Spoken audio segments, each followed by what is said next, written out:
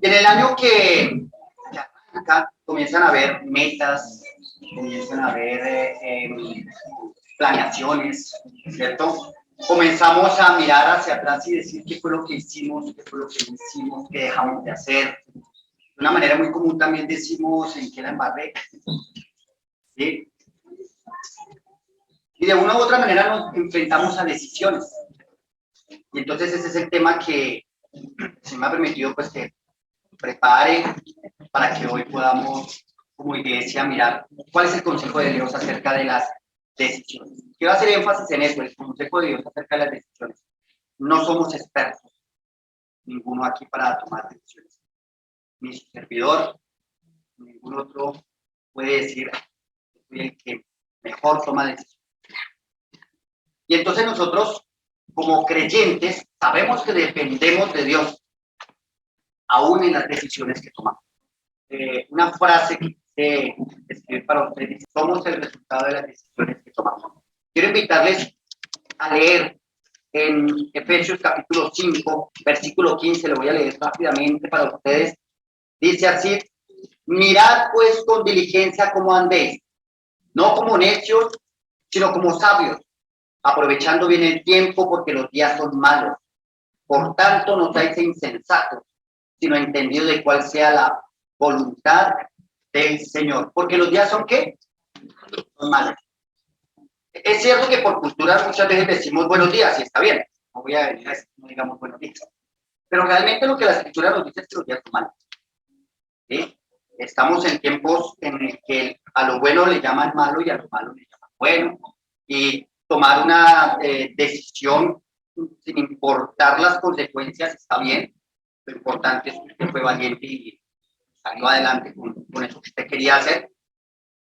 Entonces el consejo del apóstol aquí es que no seamos insensatos, sino que seamos sabios en cuanto a nuestra manera de vivir delante de Dios. ¿Por qué? Porque somos el resultado de las decisiones que tomamos. ¿Qué es una decisión? Una decisión es una opción escogida entre todas las otras posibilidades. Eso es una decisión. Cuando yo puedo escoger entre una cosa o la otra, entonces voy a tomar una decisión. Cuando no tengo opciones, pues qué decisión. No tengo más que hacer sino tomar lo que tengo por delante y ya. Pero realmente en la vida lo que siempre pasa en el tema de las decisiones es que vamos a tener diferentes opciones. ¿Sí? Y vamos a considerar, llamémosles así, pilares o columnas, y vamos a hablar de 3 pilares o 3 columnas en la toma de decisiones. Y vamos a hablar de un fundamento especial para esas columnas. Todos sabemos que un edificio o una casa tiene sus columnas, ¿sí? Y las vemos muchas veces fuertes, sobre la que está amarrada pues todas las paredes. Pero estas columnas, por fuertes que sean, si no tienen un buen fundamento, de nada van a servir. De nada sirve unas buenas columnas si no hay unas buenas zapatas de amarre, unos buenos cimientos. Si el piso en el que se colocaron esas columnas es malo, no importa. Al contrario, antes van a hacer espeso en ese terreno y lo que va a terminar es hundiendo. Entonces, es muy importante, sí, lo que vamos a hablar acerca de esas columnas, pero también debemos entender que ellas deben reposar sobre un fundamento firme. Cuando nosotros pensamos en estas columnas, son las siguientes: dirección, planeación y consejo. Vamos a hablar de estas 3 columnas importantes en la toma de una decisión o de decisiones, no importa la que sea. Vamos a hablar de la dirección, hacia dónde me lleva esa decisión. Vamos a hablar de la planeación de dicha decisión, a echar números, si vale o no vale la pena tomar esta decisión. Y vamos a hablar del consejo. ¿Dónde voy a tomar consejo para tomar dicha decisión? Y el cimiento de esta decisión lo vamos a ir mirando un poco más adelante. Voy a hacer un paréntesis y con el tema, y vamos a mirar en Romanos capítulo 15. Invito a que vayamos allí a Romanos capítulo 15, versículo 4. Dice así: porque las cosas que se escribieron antes para nuestra enseñanza se escribieron, a fin de que por la paciencia y la consolación de las Escrituras tengamos esperanza. Y en Corintios, primera carta de Pablo a los Corintios, en el capítulo 10, versículo 11, voy rápido porque no es nuestro pasaje base. En el capítulo 10, versículo 11 dice, y estas cosas les acontecieron como ejemplo, y están escritas para amonestarnos a nosotros, a quienes han alcanzado los fines de los siglos. Todas las cosas que ocurrieron en el pasado a los antiguos, y está hablando específicamente aquí en el Antiguo Testamento, todas esas cosas que ellos vivieron se escribieron para nuestra gente, para la iglesia, para que nosotros como iglesia aprendamos a vivir delante de Dios de la mejor forma o como Dios quiere que nosotros vivamos. Y ocurrieron a estas personas o a estos personajes de la historia cosas muy buenas, pero también ocurrieron cosas muy malas. Y de esas dos cosas tenemos escritos para nuestro ejemplo. Aquellos acontecimientos duros que ellos vivieron por causa de sus decisiones malas, de ellos aprendemos. Pero también aprendemos de aquellos que tomaron buenas decisiones. Es por eso que arrancaba diciendo, nosotros no somos maestros en el tema de tomar decisiones. No es el consejo de nosotros realmente. Tenemos que mirar ese consejo de Dios acerca de dichas decisiones. Y Dios nos lleva a que pensemos en cómo vivieron aquellos hombres, qué hicieron en el tema de tomar decisiones. Ahora sí, cerrando paréntesis, les invito a que vayamos a Génesis, capítulo 13. Génesis, capítulo 13, nos narra una historia, un acontecimiento histórico en la vida de Abraham y de Lot, su sobrino. Todos conocemos acerca de Abraham. Sabemos que Dios lo llamó de Ur de los Caldeos y que Dios le dice a Abraham le dice, vete de tu tierra y de tu parentela a la nación que yo te mostraré. Y eso es lo que Abraham hace. Abraham se levanta, toma lo que es de él y se marcha. Y como su sobrino Lot había quedado huérfano, su padre había muerto, pues él se lleva a Lot con él. Hasta ese momento, pues no hay mayor inconveniente. La escritura nos muestra que hubiese habido algún problema porque él se hubiese llevado a su sobrino. Pasado el tiempo, tanto Abraham como Lot comenzaron sus negocios, ellos pues, comenzaron a nacer, a crecer y a poblar el lugar en donde estaban, y pues ya no cabían. Ya no cabían en ese lugar ellos. Entonces, versículo 8 dice así la palabra de Dios. Entonces Abraham dijo a Lot, no haya ahora altercado entre nosotros dos, entre mis pastores y los tuyos, porque somos hermanos. ¿No está toda la tierra delante de ti? Te ruego que te apartes de mí. Si fueres a la mano izquierda, yo iré a la derecha. Y si tú a la derecha, yo iré a la izquierda. De aquí arrancamos con esa primera columna. La dirección. ¿En qué dirección vas a tomarlo? ¿Vas a irte a la derecha o te vas a ir a la izquierda? Y básicamente lo que uno puede leer entre líneas es que Abraham está diciendo no hay problema con la dirección. No importa. Si usted se va para la izquierda, yo me voy para la derecha. Si usted se va para la derecha, yo voy para la izquierda. Hasta ese momento uno queda como que, bueno, yo sé que no hay problema en la dirección a la que yo coja. Y realmente lo que uno ve en la historia de Abraham y de Lot en este acontecimiento es que no, el problema que hubo allí no fue la dirección en la que cogió Lot. Continuando con la lectura, versículo 10. Y alzó Lot sus ojos y vio toda la llanura del Jordán, que toda ella era de riego, como el huerto de Jehová, como la tierra de Egipto en dirección a Zoar, antes que destruyese Jehová a Sodoma y Gomorra. Entonces Lot escogió para sí toda la llanura del Jordán y se fue Lot hacia el oriente y se apartaron el uno del otro. O sea, en ese momento se acabaron los problemas entre Abraham y Lot. Se solucionó el problema. Ellos estaban en el momento en conflicto y Abraham le dice, partamos cobijas. Coja para un lado, yo cojo para el otro y nos quitamos el problema de encima. Y eso pasó. Esa decisión fue acertada porque era lo que estaba pasando en ese momento. Hasta ese momento no había inconveniente. Versículo 12 dice así: Abraham acampó en la tierra de Canaán, en tanto que Lot habitó en las ciudades de la llanura, y fue poniendo sus tiendas hasta Sodoma. Mas los hombres de Sodoma eran malos y pecadores contra Jehová en gran manera. Versículo 14 dice: Y Jehová dijo a Abraham, después de que Lot se apartó de él: alza ahora tus ojos y mira desde el lugar donde estás hacia el norte y el sur, y al oriente y el occidente, porque toda la tierra que ves la daré a ti y a tu descendencia para siempre. Y no un problema de tierras, que Lot alzó y entonces quiso acaparar más para él y cogió más para él y se dejó. Abraham también iba a tener mucho más que él. Y Dios le promete también a Abraham mucho espacio para él, mucha tierra. Pero la clave está en el versículo 12 y en el versículo 18. Dice entonces el versículo 12: Abraham acampó en la tierra de Canaán, en tanto que lo habitó en las ciudades de la llanura, y fue poniendo sus tiendas hasta Sodoma. Versículo 18 dice: Abraham, pues, removiendo su tienda, vino y moró en el Sinar de Mamre, que está en Hebrón, y edificó allí, ¿qué? Altar a Jehová. Cuando nosotros pensamos en ¿qué voy a hacer? ¿Me voy a la derecha? ¿Me voy a la izquierda? ¿Me voy a esta ciudad? ¿Me voy a este país?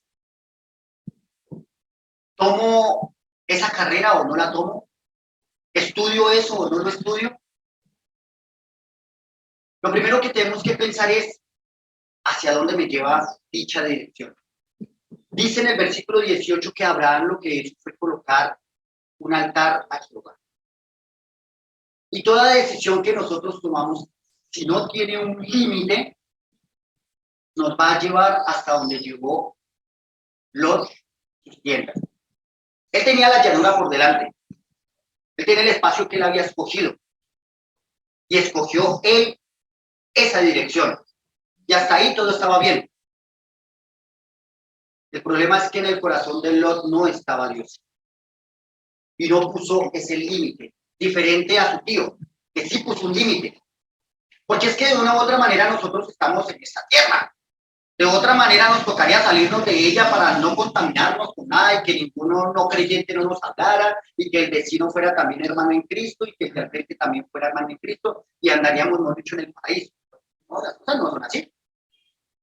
Nosotros vivimos en un mundo común y corriente en el que tenemos que ver hombres buenos, hombres malos, y Abraham también se encontró con hombres pecadores.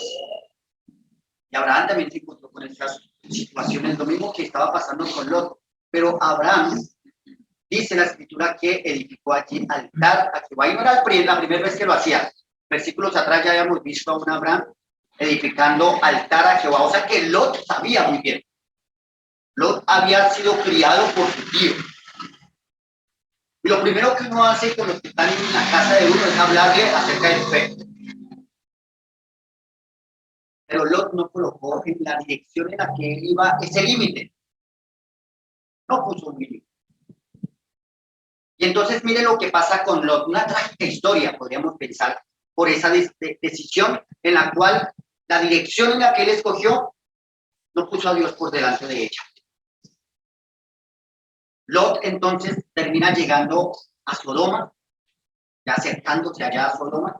Luego termina en Sodoma. Luego termina trabajando en Sodoma. Era el portero prácticamente. Sus hijas aprendieron las costumbres de los sodomitas. Sus yernos no le creían. Es decir, este hombre perdió credibilidad. Cuando él dijo que Sodoma y Gomorra iban a ser destruidos, no le creyeron. Ellos pensaban que se estaba burlando. Él sale. Antes de eso, fue llevado cautivo. Todo arrancó con una decisión que no tuvo límites. Una dirección que él escogió a la cual no le puso límites. Después de ello encontramos a Lot huyendo de Sodoma, porque Sodoma y Gomorra iban a ser destruidos. ¿Saben también que uno puede ver que Lot perdió allí? Perdió la fe. A él le dijeron que podía huir a esa ciudad pequeña. Y él dijo, no, y que también la destruyan. Los ángeles le habían dicho a él que no se preocupara, que huyera a ella. Pero él dijo, no, mejor no me arriesgo. Y terminó en los montes, en una cueva, viviendo con sus 2 hijas. Y como las hijas de Lot aprendieron las perversidades de los sodomitas, la mayor, que es la que tenía que dar el ejemplo, agarra a su hermana menor y le dice, emborrachemos a nuestro padre y acostémonos con él para que haya descendencia de nosotros, porque se acabaron todos los hombres. Según ella, se acabaron todos los hombres. No existían más. Se les olvidó que tenían un familiar llamado Abraham y que, bueno, pero estas cosas ocurrieron para nuestra enseñanza, ¿cierto? Embriagan a su padre, la mayor duerme con su padre y la menor también hace lo mismo. Y de allí nacen 2 pueblos perversos, los moabitas y los amonitas. Estos pueblos más adelante contratan a Baal para que maldigan a Israel cuando ellos estaban huyendo de Egipto. Supone que eran sus parientes. ¿Y saben qué pasa después de eso? La escritura dice que a ellos se les prohibió entrar en el campamento, por cuanto no habían dejado pasar a sus hermanos los israelitas. Y todo arrancó con una dirección sin límites. Hay decisiones que nosotros tomamos hacia dónde me voy a ir y no le ponemos un límite. Qué bueno es ir a otra ciudad que tal vez tenga una mejor oportunidad, a otro país que tal vez tenga una mejor oportunidad. No hay problema, muchos hermanos han salido para otros sitios y tal vez en el corazón de nuestros hijos esté el ir a otra parte. Me alegró mucho una pregunta que me hizo el pastor aquella vez. ¿Si han pensado en qué iglesia hay allí? Porque Abraham pensó en colocar un altar a Jehová. ¿Y qué otro altar tenemos más nosotros que no sea la congregación, que no sea la persona del Señor Jesucristo en nuestras vidas? A donde te vas a ir, ¿estás seguro que para el lugar en el que vas a estar hay una congregación que enseña la palabra de Dios? ¿O vas a ser como Lot, que no importa, lo importante es tener posiciones, y no importa que ya no vuelva a escuchar el nombre de Dios, y no importa que mi descendencia y mis hijos ya no vuelvan a escuchar el nombre de Dios, porque lo importante es que somos libres? Pero eso no es libertad. La libertad es poder hacer lo que Dios nos dice que hagamos. El resto es esclavitud. Hacer lo que a uno, perdónenme la expresión, le dé lo que uno quiera, es esclavitud. Y de una u otra manera hemos sido nosotros experimentados en tomar decisiones así. Mi siervo, uno de los primeros, en tomar decisiones a la loca, a la no importa. No importa que Dios no esté allá conmigo. Y las consecuencias, como a Lot lo acompañaron hasta la 10ª generación, dice la Escritura. O sea, para siempre. Que la misericordia de Dios alcanzó a una moabita, impresionante. O sea, uno ve a un Dios diciendo, voy a aceptar a esta moabita. Porque esa moabita, ¿saben cuál es, verdad? Ruth le dice a su suegra, le dice, tu pueblo será mi pueblo y tu Dios será mi Dios. Y ella escogió estar al lado de su suegra. Y Dios tuvo misericordia para con esta mujer. Y encontró allí, en aquel lugar, a Booz, que la iba a redimir. Y necesitaba ser redimida. Porque venía de generación tras generación a la cual Dios había dicho, no entrará Moabit. Pero Dios permite que sucedan cosas de nuestras vidas. Es una realidad. Y con ellas aprendemos. Y Dios tiene misericordia. pero no necesariamente tenemos que vivir en esas circunstancias para poder gozar de la misericordia de Dios. Es decir, yo quiero gozar de la misericordia de Dios, voy a tomar malas decisiones para que Dios sea misericordioso conmigo. Dijo Pablo, como se nos acusa falsamente, hagamos males para que vengan bienes. En ninguna manera, de ninguna manera. Entonces, lo importante de pensar en hacia dónde me lleva esa dirección, hacia qué me lleva esa dirección o hacia quién me lleva esa dirección que estoy tomando en cualquier decisión que nosotros estemos pensando, debemos colocarle un límite. Y Dios nos ha permitido que Él mismo sea el límite. Cuando pensamos en, ¿y Dios qué dice? ¿Qué pensará Dios de lo que voy a hacer? No es lo que hacen nuestros hijos cuando están pequeños o cuando dependen de nuestro hogar. No es lo primero que hacen ellos llegar a nosotros y decirnos, papá, mamá, ¿puedo hacer tal cosa? Papá, ¿me das permiso para ir a tal lugar? Porque de lo contrario, estaríamos hablando de hijos rebeldes. Y cuando hay rebeldía en nuestros hijos, pues toca la vara de la corrección. Lo mismo sucede con Dios. ¿Cómo es que no le vamos a decir a Dios, Padre, ¿me das permiso?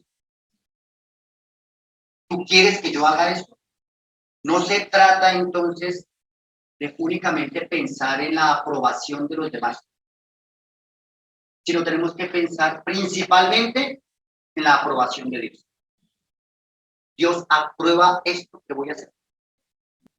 Pasemos ahora a la planeación. ¿Qué es la planeación? En la planeación debemos preguntar tiempo, cuánto me voy a demorar, el presupuesto y el propósito de dicha decisión. El Señor Jesucristo en Lucas capítulo 14, versículo 28, dice así, porque ¿quién de vosotros, queriendo edificar una torre, no se sienta primero y calcula los gastos a ver si tiene lo que necesita para acabarla? No sea que después que haya puesto el cimiento y no pueda acabarla, todos los que lo vean comiencen a hacer burla de él, diciendo, este hombre comenzó a edificar y no pudo acabar. Y más adelante en el versículo 31 nos habla del rey, dice, ¿o qué rey al marchar a la guerra contra otro rey no se sienta primero y considera si puede hacer frente con 10,000 al que viene contra él con 20,000? Dejémoslo hasta ahí porque el propósito principal de esta parábola que el Señor Jesucristo le habla a los hermanos no es una torre ni tampoco es una guerra. El Señor Jesucristo les está diciendo en los pasajes anteriores es que el que quiera ir en pos de él. Miren lo que dice el versículo 26. Si alguno viene a mí y no aborrece a su padre y madre y mujer e hijos y hermanos y hermanas, y aún también su propia vida, no puede ser mi discípulo. Y el que no lleva su cruz y viene en pos de mí, no puede ser mi discípulo. ¡Ey!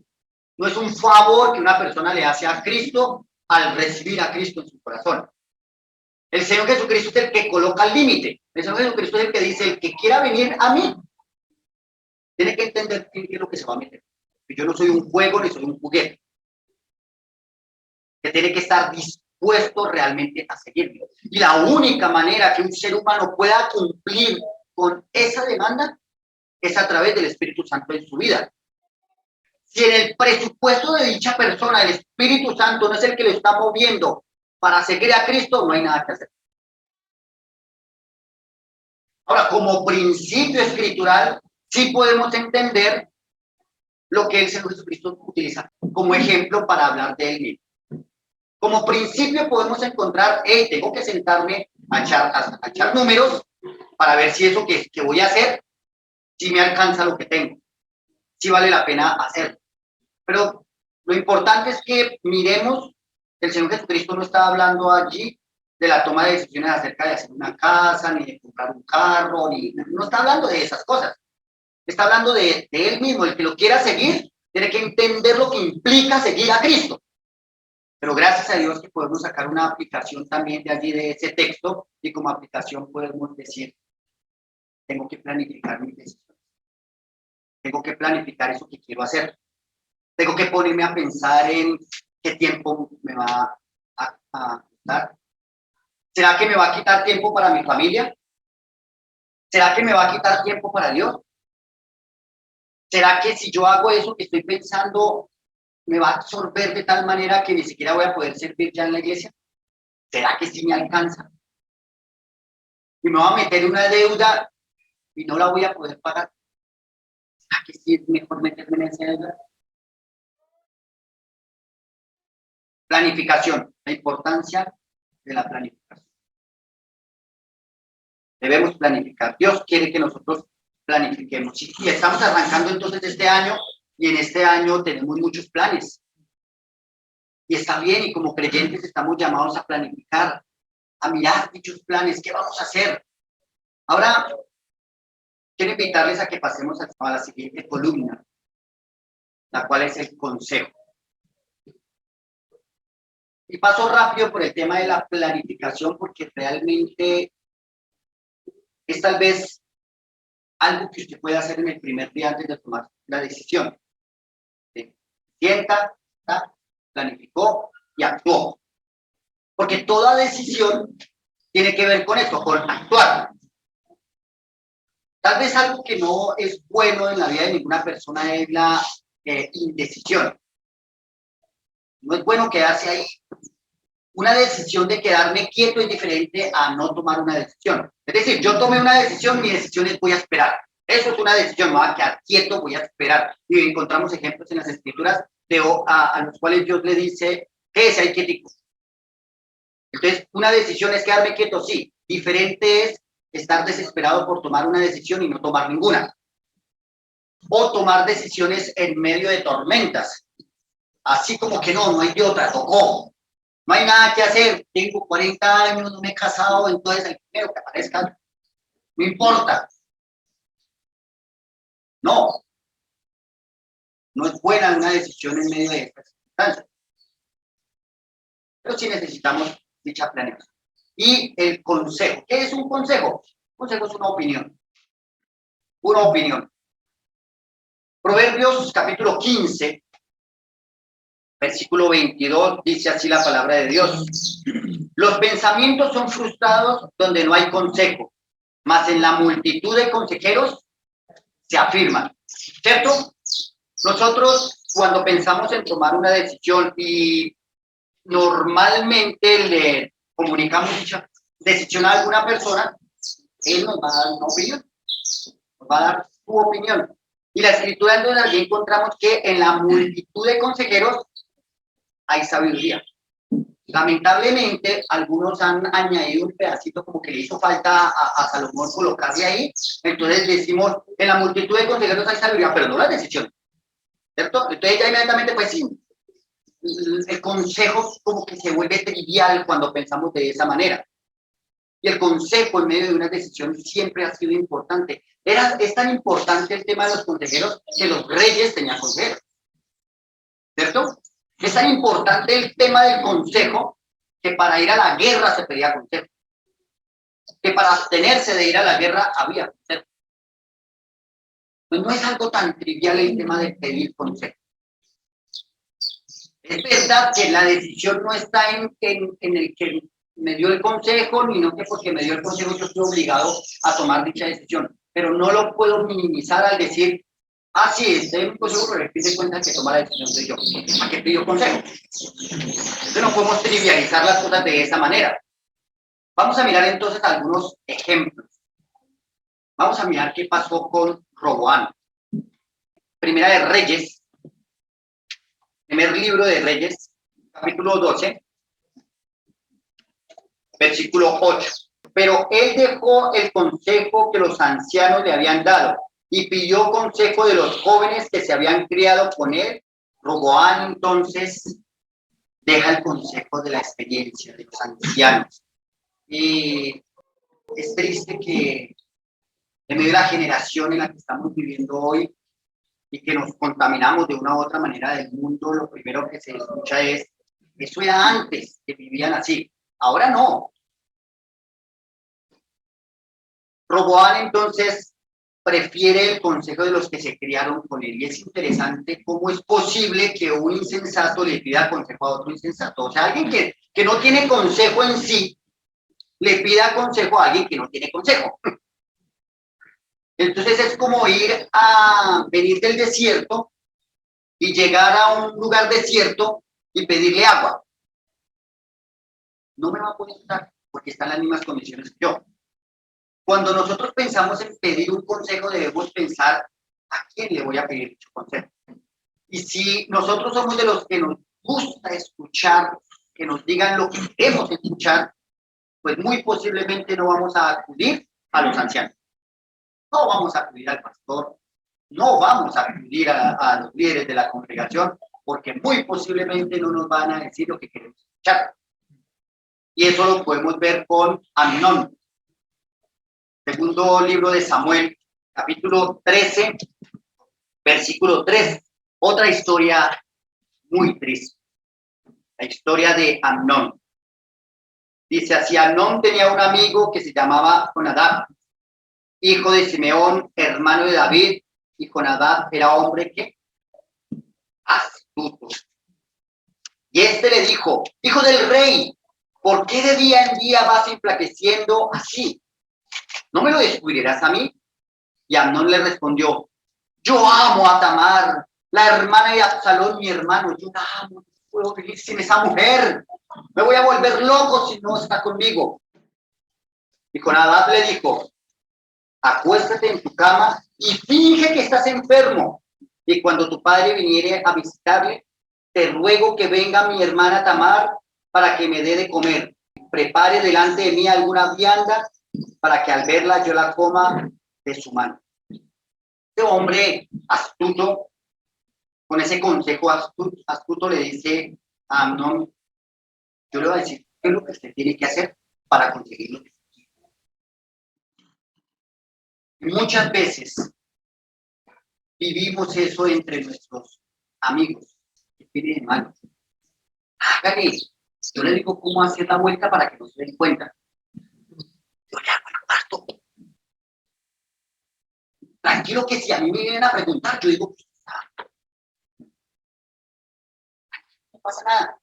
Y la historia de el amor de Amnón para su hermana se terminó en un cuento de horror, donde él abusa de su hermana.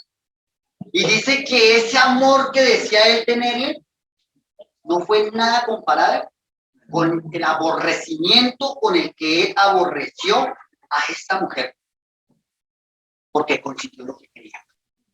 Y eso es lo que pasa en medio de nuestras decisiones. Cuando conseguimos lo que queremos, pero que no está alineado con la voluntad de Dios, ya no nos va a gustar. Ya le vamos a coger fastidio. ¿Cuántos matrimonios no arrancaron con mariposas en el estómago y terminaron con cucarrones en el estómago? ¿Cuántos no arrancaron así? Porque tus ojos, tus manos, tu voz me enloquecen, y los enloquecen tanto que no quieren escuchar consejo para nada, porque no vale la pena. Porque lo que yo quiero es lo que estoy viendo. Y entonces, ¿a quién consultamos? Al que me va a decir que sí, al que me va a apoyar, al que va a decir: lo que pasa es que ellos le tienen envidia a usted, lo que pasa es que ellos no quieren su felicidad. Lo que pasa es que ellos están viejos y no saben lo que es vivir la vida. Hay que disfrutar la vida. Y sí, se disfruta. Nadie puede decir lo contrario. Uno no le puede decir a una persona: no, usted hace eso y eso es horrible. Es que mentira, es delicioso. El problema es que es amargo el fruto que da. Ten cuidado a quién le pides consejo y el consejo de quién escuchas. Lo dice la Escritura y lo dice la experiencia. Pero sobre todo el consejo de Dios. El consejo de Dios no lo podemos pasar por ahí. Él nos dejó esa historia terrible, vergonzosa, de los hijos del rey David, el hombre conforme al corazón de Dios. Mira lo que vivió con sus hijos. Y también esto arrancó de algo que había pasado con David. Esto no es gratis lo que está viviendo aquí con Amnón. Y lo que se desenlaza más adelante, por un rey estuvo en una terraza haciendo lo que no tenía que hacer y llamando a quien no tenía que llamar. Mandó a llamar a la esposa de otro para casarse con ella. Y uno diría, ay, qué decisión debía haber tomado. Ahí no se trataba de una decisión. Ahí no había opciones. Es la mujer de otro, ahí había obediencia. Ahí lo que hubo fue desobediencia, punto. Sería muy loco que uno estuviera pensando, ¿tengo novia este año? No. La respuesta es no. ¿Y por qué? Casado, mi esposa no me deja. La palabra de Dios ya me tiene un límite. La palabra de Dios ya me tiene un límite. Ya la palabra de Dios me dice, no, ahí no hay opción, ahí no hay una decisión que tomar. Y ahora sí, este hombre, acá en Crónicas, segundo libro de Crónicas, capítulo 18, versículo 7, dice así la palabra de Dios. Y el rey de Israel, acá, respondió a Josafat, aún hay aquí un hombre por el cual podemos preguntar a Jehová, mas yo lo aborrezco, porque nunca profetiza cosa buena, sino siempre mala. Es ese Micaías, hijo de Imná. Y respondió Josafat, no, le decía el rey. Puede leer la historia de lo que pasa aquí, y otro por allá, uno de los siervos, le dice, venga, es que todos los profetas le han dicho al rey que sí, que fue a la guerra. No le diga, no le diga lo contrario, chéque la idea, como a los loquitos. La idea es como para que. Impresionante lo que este hombre dice, yo voy a decir lo que dijo alguien. Wow, qué consejero. Ese es el consejero que deberíamos de buscar. Y digo deberíamos porque es que todos estamos en la misma esfera de toma de decisiones. Ese que me habla con las escrituras. Ese que me dice, Dios quiere esto para ti. Ese que te dice, la palabra de Dios dice. Ese es el amigo que debes buscar para tomar una decisión. Pero ellos, este rey, lo aborrecía porque cada vez que él iba le decía algo, le decía algo mal. Y pues como que los otros mundos de consejeros allí le han dicho, sí, suba a la guerra porque Dios lo va a entregar en tu mano. Pues resulta que Dios había determinado que eso es lo que iba a pasar. Y ya se había dicho que iban a enviar un espíritu de engaño para que ellos profetizaran esas cosas, pero realmente no era lo que iba a pasar allí en la guerra, sino que iban a perder. Cuando él va y da el consejo, él les dice exactamente qué es lo que iba a pasar. Y les reveló el corazón de Dios a ellos y les dijo, ustedes no les va a ir bien. Y entonces no les quisieron hacer caso. ¿No les ha pasado? Que cuando una persona viene y le dice, hey, la escritura dice, con cosas tan importantes como con quién me voy a casar, no os unáis en yugo desigual con los incrédulos. Ay, sí, pero eso era en ese tiempo. Ahorita no, ahorita la cosa ha cambiado. No, Dios no ha cambiado su consejo. Debemos pensar en que esto no es un problema para la familia, ni que qué vergüenza para la familia, que van a decir en la iglesia. No hay menos. Es que Dios dijo que no. Ahí tampoco hay una decisión que tomar. Ahí es acatar la voluntad de Dios. De eso se trata. Aquí no se trata si mi papá y mi mamá están de acuerdo conmigo. Aquí se trata es de Dios. La carrera que voy a estudiar. Hey, eso que voy a estudiar, honra, me lleva hacia Dios, o lo que voy a escuchar de esos profesores es que metan en mi corazón y en mi carne dudas de humanismo y de incredulidad hacia Dios. ¿O cuántos creyentes no han perdido la batalla de la fe por lo que estudiaron? o al país en el que se fueron. Porque no pusieron un límite, porque no planificaron y porque aborrecieron el consejo. Debemos pensar. Y como les había dicho, mis queridísimos hermanos, estas tres cosas de las que hablamos de nada servirían si no estuvieran sobre un fundamento firme. Y dicho fundamento lo encontramos en Proverbios. Les invito allí a Proverbios, capítulo 8. Dice así la palabra de Dios. ¿No clama la sabiduría y da su voz la inteligencia? En las alturas junto al camino, en las encrucijadas de las veredas se para. En lugar de las puertas a la entrada de la ciudad y a la entrada de las puertas da voces. Oh hombres, a vosotros clamo, dirijo mi voz a los hijos de los hombres. Entended simples discreción y vosotros necios entrad en cordura. Oíd, porque hablaré cosas excelentes y abriré mis labios para cosas rectas, porque mi boca hablará verdad y la impiedad abomina en mis labios. Justas son todas las razones de mi boca, no hay en ellas cosas perversas ni torcidas. Todas ellas son rectas al que entiende y razonables a los que han hallado sabiduría. Recibid mi enseñanza y no plata, ciencia antes que el oro escogido, porque mejor es la sabiduría que las piedras preciosas y todo cuanto se puede desear, no es de compararse con ella. Yo, la sabiduría, habito con la cordura y hallo la ciencia en los consejos.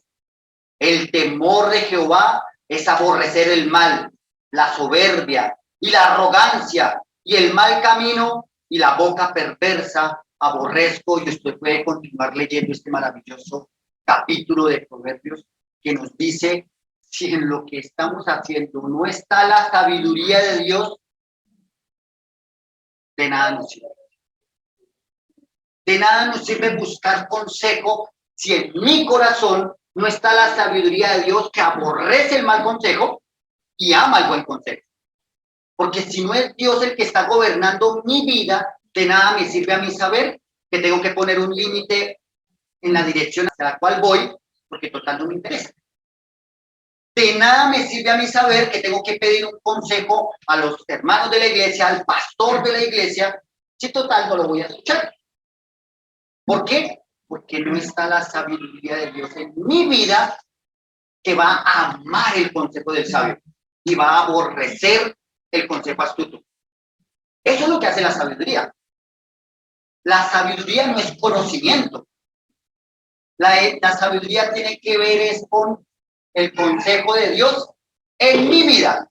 Dice que el temor de Jehová es aborrecer el mal. Y si eso está en mi vida, soy sabio. No porque en mi carne, como persona, yo sea sabio, sino porque en mí habita la sabiduría, la cual viene ¿de quién? De Dios. Santiago lo dijo claramente. Y el que es falto de sabiduría, pidan a Dios, el cual da abundantemente y sin reproche. ¿A quién tenemos que acudir entonces? Miren lo que pasó con Josué, capítulo 9. Vamos allí a Josué. Capítulo 9, versículo 14 al 15. Dice así. Dice, y los hombres de Israel tomaron de las provisiones de ellos y no consultaron a Jehová. Y Josué hizo paz con ellos y celebró con ellos alianza, concediéndoles la vida, y también lo juraron los príncipes de la congregación. Un hombre como Josué, no estamos exentos. No, es que yo ya estoy muy viejo como para... O ya no necesito pelear con semanales. No, mucho menos vivir lo que vivieron allí. Un pueblo entero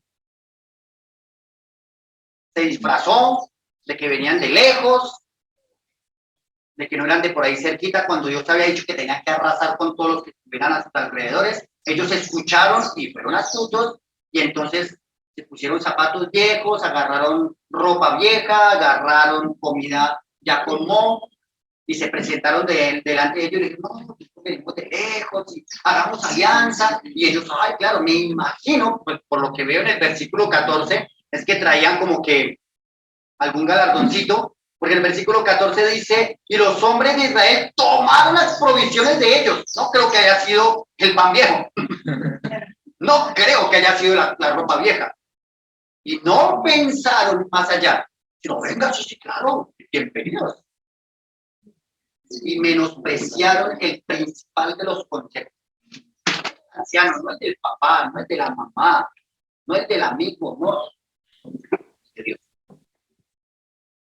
No tomaron consejo, no consultaron con Dios. Dios sí les hubiese dicho. Dios les hubiese dicho. Qué bueno es cuando escuchamos cosas como Dios me mostró. Dios me mostró que no debía hacer. Dios me mostró que no era este lugar donde yo debía ir. Porque Dios lo hace. ¿Cómo lo hace? No por medio de un sueño, ni que como el Gedeón, que de pronto el sol se devuelva, ni nada de esas cosas, no. No por medio de la moneda. Listo. No es al azar. Es el consejo de Dios. Es el consejo de Dios. ¿Qué tengo que hacer para conocer la voluntad de Dios? Leer la palabra de Dios. Lee y Dios se revelará a tu vida. Porque Él lo prometió.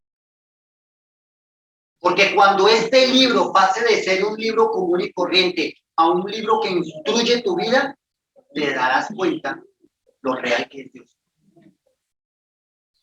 Y es increíble que se lo esté diciendo a creyentes, pero es que como creyentes también lo vivimos. Muchas veces es memorizar versículos, y sí sabemos versículos, pero otra cosa es vivir los versículos que nos memorizamos, muy diferente.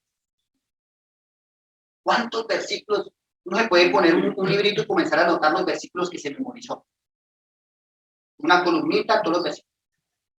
Y luego analizo y no, pero ese versículo me lo sé, pero lo he tenido como un ladito. ¿Cómo sé que lo tenía como un lado? Porque si aquí dice que no haga esto y lo hice, oiga, pero yo me lo sé. Pero lo hice, pero lo dejé a un lado. Entonces, no es solamente saberlo. Y no es que no lo hagamos, no es que no memoricemos versículos. No es la frase, ¿y de qué le sirve tanto leer la Biblia si aquí pues, no, jamás de la boca de un creyente debería de salir tal perversidad. Es que la palabra de Dios es viva y eficaz y más cortante que todas las palabras que les dice la Escritura. Léala una y otra vez, y léala una y otra vez, y entonces conocerás el consejo de Dios. Y ojo con esto, el consejo de un hermano es opcional. Sí. Cualquier hermano, aún el del pastor, es opcional. Porque es un consejo, es una opinión, por experiencia, por amor, pero es opcional, está bien. El consejo de Dios no. El consejo de Dios no es opcional. Si Dios te dijo, hazlo. Si Dios dijo no, no lo hagas. Si Dios dijo, espera, porque Dios es tu Señor. No es tu amigo. No es el amiguis al que vamos a consultar y Él nos va a decir lo que queremos escuchar. No, Él va a decir lo que necesitamos escuchar. Y no coloco estos dos consejos, el del pastor y el de Dios, para menospreciar el del pastor o el de un líder. No, no. Es para que comprendamos que con Dios no es un juego. Pero a lo que me refiero es que el consejo de Dios no es una opción. De ninguna manera, no es una opción. Pero sí estamos llamados a pedir el consejo y a planear y a tomar una dirección. Sí, claro. Pero esas tres columnas deben reposar en la sabiduría que da Dios.